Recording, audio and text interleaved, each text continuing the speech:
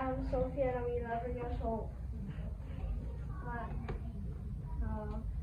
Watercolor means a paint that is mixed with water and used to create pictures, or a picture that has been done with this type of paint.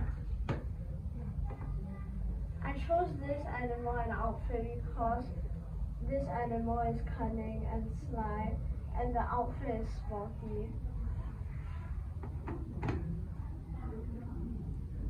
I learned from this project how to use watercolor and how to draw animals, heads, and a human body.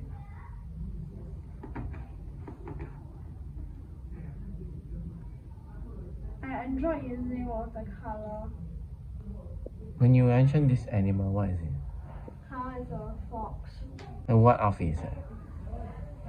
It's just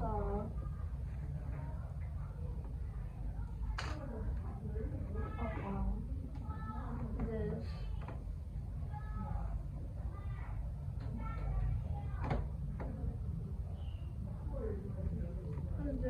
This outfit is sporty.